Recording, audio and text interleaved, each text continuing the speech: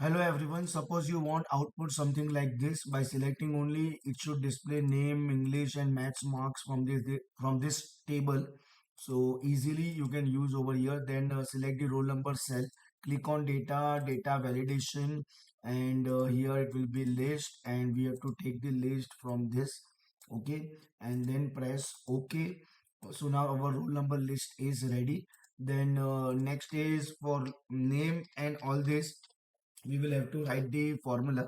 So it will first take roll number and press F4 also, then only you will get the dollar sign F4 from the keyboard. Yeah. Then select this one, then again F4, then you will get the dollar sign, comma. Select this one also, and you will get the dollar sign again if you press F4. Close the bracket. Right now it is not applicable because we have not selected anything. If you select for example 4, that name will come. If you select 7, that name will come. And same thing, like we'll just copy paste, but right now it will show you the name. What we have to do is we have to do only changes in the last part. Instead of name, we want English marks and then F4. And instead of a name, we want mathematics marks. So we will remove those range and we will use this range and F4.